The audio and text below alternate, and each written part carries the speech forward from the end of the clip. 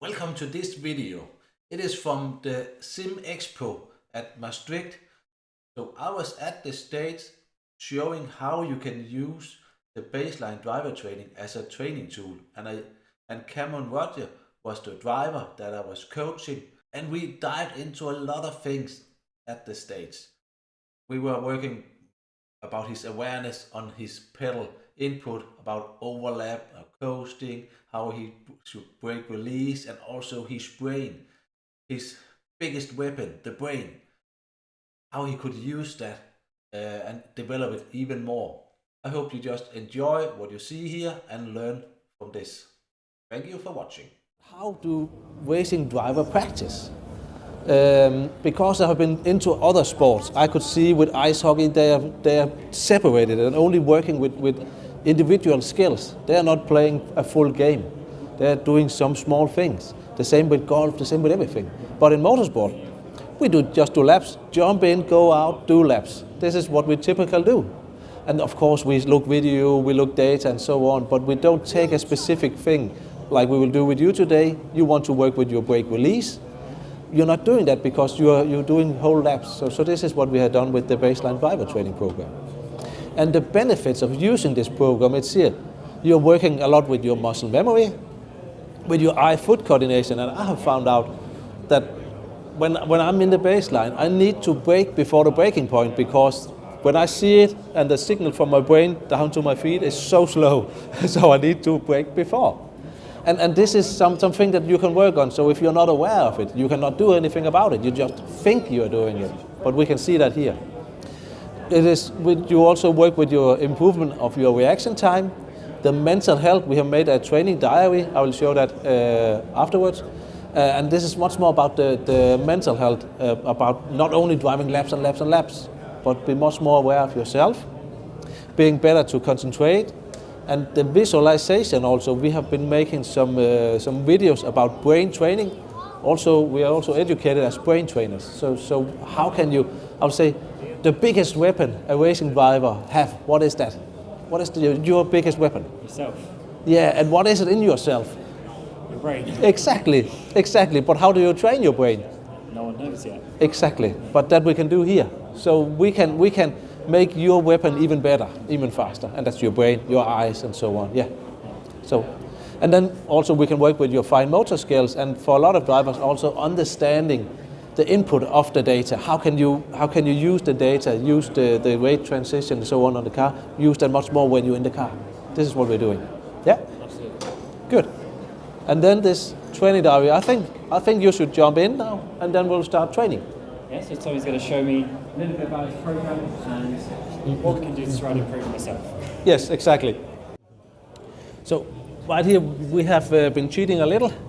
You have tried it before, and I will not go much into the program, much more on how you are using the program as a driving tools. Okay, so you go. We have the result right now, but we will come back to that. So if we just start up. And now practice, and then you can see here, you know what to do. So you activated the program with full throttle, you're going down the straight with full throttle, came to the braking point, released the throttle, activated the brake, and then after that you go on to the throttle again. It's very difficult to try and keep it on the line. Yes, it is. And now, what was your...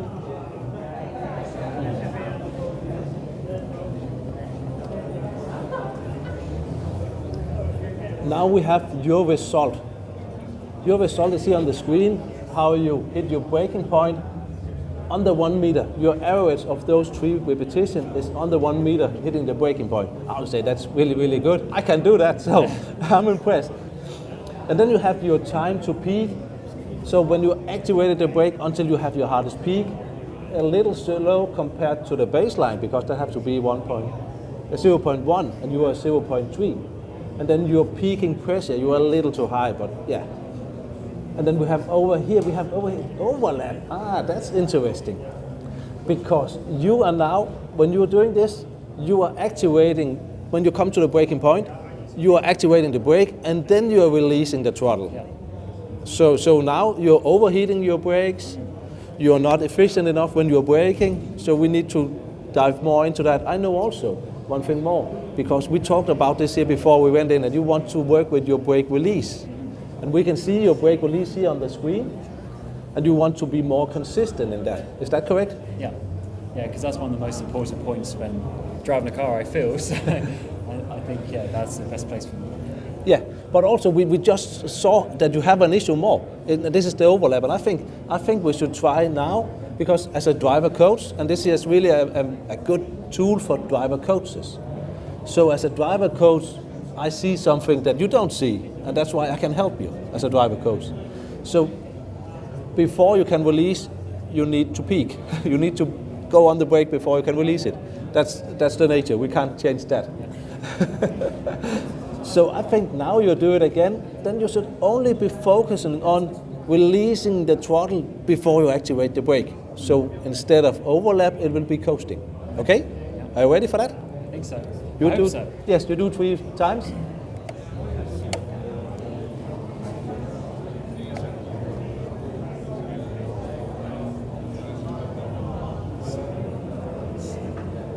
Yeah, and then stop. Just don't do anything. How was your, what shall we say, the way you were thinking right now? What did you think of? Well, I just made sure I purposely lifted off. Yeah. I actually made sure that I lifted off the throttle first before we got to the brake. So I was actually thinking about that before, where I was just doing it naturally. Yes. And what do you think about your peaking? Your brake peaking? Less. Exactly. But it doesn't matter, because you're only working with lifting the throttle before adapting to the brake. So we can separate it here. So you will, if it had been in the real world or in the sim, you will have crashed because you are not braking efficient enough. But it doesn't matter here. So you can just focus on yourself instead of that. Yeah. So try it again. The same focus.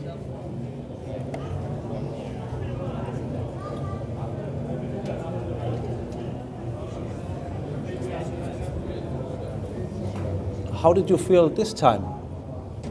Well, I tried to go in between where I was before. So before I was overlap, and then there was a big gap, and I tried to go in between. So I was thinking of that. So yeah, I think that was better. Yeah. We can see that afterwards in the result. Yeah. But also, this thinking. Can you feel now when you start thinking? Yeah, I was actually thinking about it rather than just instinct. Yes. So when you are doing R-Factor, whatever you're doing the sim, do you think about it when you're racing? No, you're just racing. Not at all. Yeah. So when you're not thinking, you're not changing anything. But now you have the opportunity to change it, like only for 15 minutes. And this one can make a big difference for you when you go out and do the racing. Okay? Do it one more time.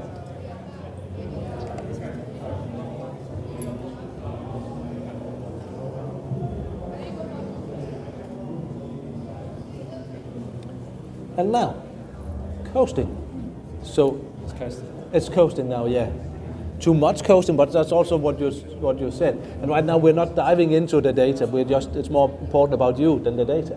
So now I will see if this here was, if you were at my place, I was coaching you one-on-one, then we have done it more and more over and over and over again. So make sure that it will be more automatic in your muscle, in your nerve system and so on, but we don't have time for that. But so now we go to the next step. We go to brain training. So it's still the same thing. We are working on your overlap coasting, but now we will have overload in your brain. Okay. So now you will have to spell. Start spelling your name, and when you spell it forwards, and when you spell it forwards, you spell it backwards, and you do it loud. Okay? And then I will come with a new word when you've done that. So do that when you're practicing. Okay. Yeah? People couldn't see your face. Let's go now. CAMERONORE.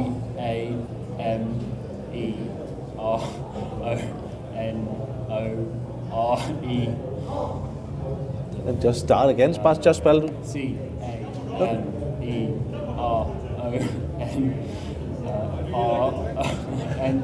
That's difficult going back. Exactly. And what you see, when you start spelling, then suddenly you stop spelling because... Go all over the place. Exactly. And this is the same thing. Imagine you're going down the street, you have a car behind you, you want to overtake, but you also need to defend. You have somebody in your radio telling you next lap you need to do this and so on.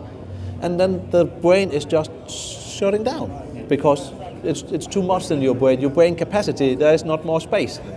But when we're practicing like this, you open up and making more space in your brain so you can be aware of more things.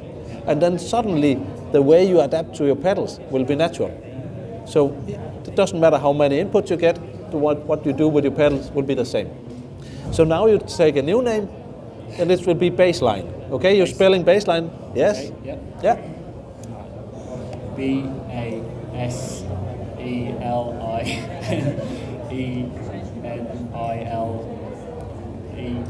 Yeah. That's difficult. And right now you can see, now you're back to overlap again. Yeah. So it means, for me as a coach, I can see, okay, your muscle memory is not settled right now, so you're still going back to what you did before. Not as much as before, it is being better, but not enough. Yeah. So this is the way, as a coach are working and we're doing with the brain training, and this is what you can really use the baseline driver training, this program. You can use it so much like this. Yeah? And I will say, you have tried it now. We have been doing some small education with you. And how have it been for you to try it like this? Well, I see I've got room to improve, so I might need to get a bit more training to.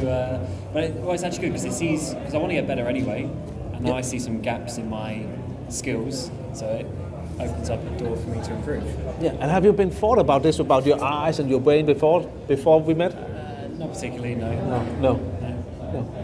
And what do you think about these tools? Can you use it as a tool, as a racing driver? Yeah, definitely. Because I can see already. I mean, obviously I've done about 15 times now, but I can see that I'm getting a bit better, and I'd like to keep doing it more, to be honest. Yes, great. You will do that for sure. Yeah, but also one thing more. I know before you jump in, if we could do it with the guys sitting next to you, they're going in and having a hot lap. So if they started here, warming up their muscle, warming up their brain, and then they will drive, then they will be faster out of the pit. Yeah. So this here is also a warming up tool, a practice tool. So it is something different that you're used to. Yeah, I can see myself doing 5-10 minutes of this just before going into a race or one of these hot lap qualifiers, definitely. Yeah, great. And also what I told you, that I could feel this with my braking point, that I was my reaction time was too slow, so I needed to change that. So, and I feel that also when I'm driving, I can feel when I'm driving, I need to work on this, when I'm in the practice. I jump out of iRacing, go into baseline practice, and then back again. So I get this much more awareness. And about awareness, we have this ebook, the training diary, and you start before, as we cheated a little, you start feeling out about yourself. How was your sleep? How was your diet the last 24 hours? And you've been here for 24 hours, so it's not all the time the best way to prepare yourself for a race, but that's human. The way of being human is going up, it's going down. But how was it to be thinking of how your day have been before? Well, I think it's quite good because sometimes you don't think from outside, you're so inside yourself, inside your head. So when you actually start thinking about it, then you can see places for yourself to improve, to make it perform better. Yeah. So when you jumped in now, even though that you haven't been sleeping very well and so on, was it a problem for you when you jumped in now? No, but you're trying to perform at the best of your ability at that moment. Yeah. Yes, because now we can say you maybe only 60% of what you could be, but now you put 100% into that 60%. And that's better, even though you could have been at 80% but didn't know you were at 80%, then you'll be much more up and down. So now you will be much more consistent about doing this. And now you've been finished practicing, so now you should take the next page here and then fill this out and say, okay, how good have you been here on the overlap, the release? And we were only working with the overlap, so maybe only pinpoint that. You can also pinpoint the other things that there is, so you get more aware when you're doing this every day or use it every week, whatever you want to do, then you can use this. Yeah. Okay. I would say this was the coaching with you today, and we start again tomorrow. Absolutely, 9 a.m. Monday morning. Monday morning at 9 o'clock, I think.